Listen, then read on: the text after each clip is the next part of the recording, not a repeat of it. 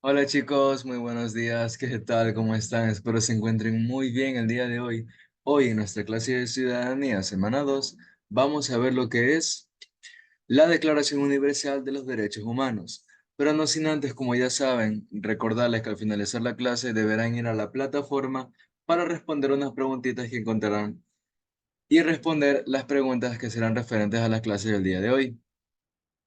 Bien, sigamos. Declaración Universal de los Derechos Humanos. Antecedentes.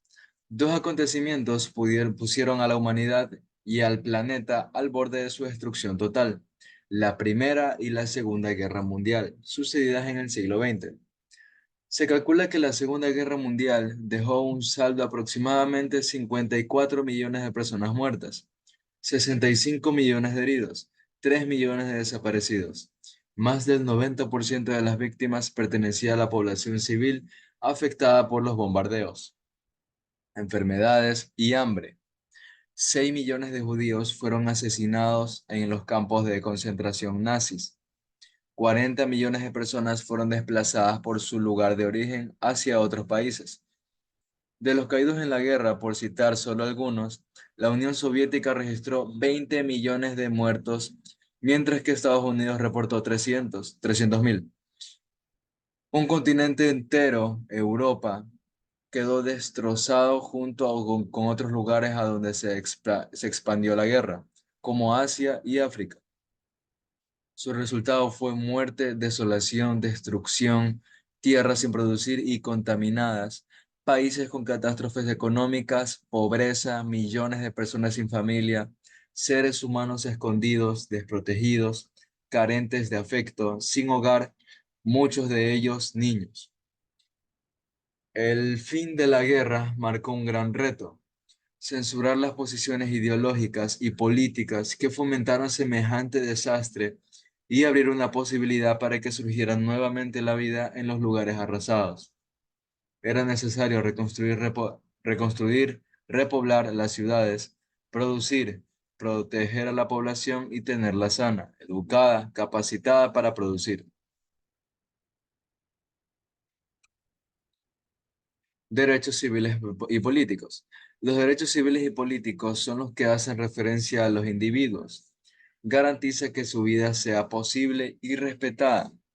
De ahí que se prohíben todas las acciones que atentan a la integridad personal, con el fin de posibilitar la reproducción humana y la generación de condiciones espirituales y materiales que hacen posible la vida.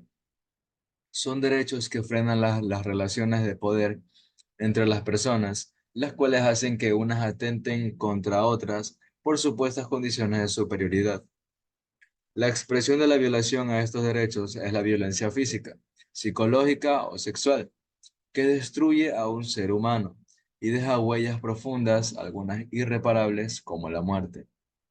La humanidad ha vivido múltiples episodios de violencia, ejercidos desde el Estado contra las personas, aplicando la fuerza como mecanismo de represión hacia quienes han expresado sus ideas o han cuestionado al régimen. En muchas sociedades y épocas se han aplicado la tortura, la desaparición y el asesinato a personas que actuaron al margen de la ley. Los derechos son los que garantizan procesos legales, correctos y justos en su uso del legítimo derecho a la defensa. Bien, ahora vamos a ver un pequeño videito sobre los derechos. Presten mucha atención, por favor.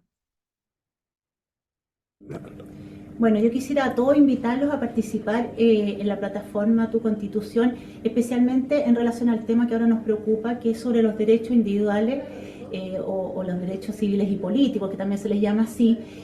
La verdad es que pensemos que el ser humano es un ser que tiene ciertas características. Somos todos seres racionales, que tenemos inteligencia, voluntad, somos seres sociables, somos seres políticos, y en ese sentido todos tenemos una misma dignidad.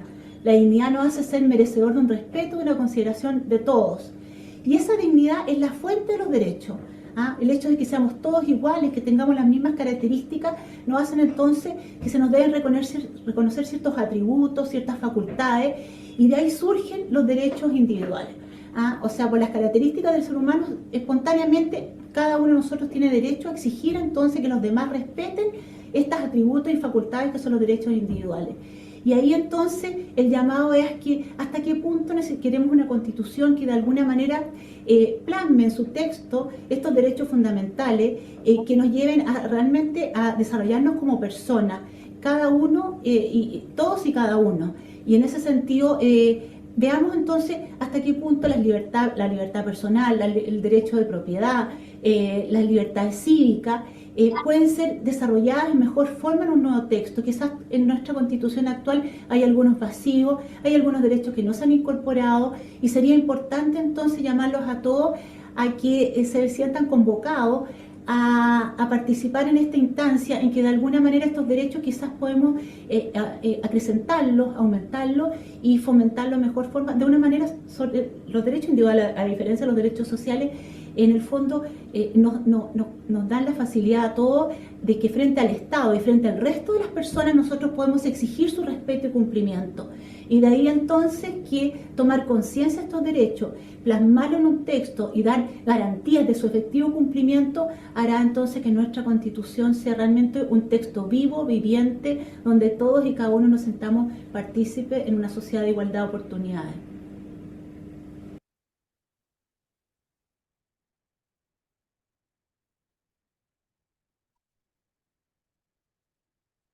Bien, chicos, espero el video haya sido de su agrado. Ahora sigamos con la clase.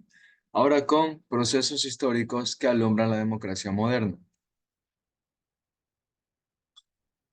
En la polis griega, en el intento de ordenar la forma de vida de sus tribus primitivas, se vivieron varias formas de gobierno llamada por Aristóteles como tiranía, monarquía, oligarquía y aristocracia, cuya característica en común era el gobierno de unos pocos en su propio beneficio.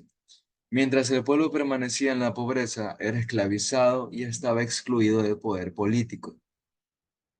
En el siglo VII a.C., las malas cosechas y los abusos de poder contra los campesinos probaron un gran descontento social. Eran épocas de fuertes conflictos y en el siglo 620 a.C., el legislador Dracón redactó un conjunto de leyes diferentes a las divinas para organizar la vida de la sociedad. Son las primeras leyes humanas existentes, aunque muy drásticas, la cual provocó un aumento del descontento popular. Solón, entre los años 593 y 594 a.C., propuso una forma de gobierno que propugnará el interés común. Siendo gobernante, derogó algunas leyes draconianas y creó unas nuevas, que reducían el poder de la nobleza. Además, reestructuró, perdón, las instituciones políticas, dando una mayor participación al pueblo, y así aparecen normas o leyes que ordenan la vida en la sociedad y que están por sobre los caprichos de los gobernantes. Bueno, chicos, ha sido la clase por el día de hoy. Recuerden responder las preguntitas que encontrarán en la plataforma referentes a las clases del día de hoy. Muchísimas gracias por su atención. Nos vemos en la próxima clase.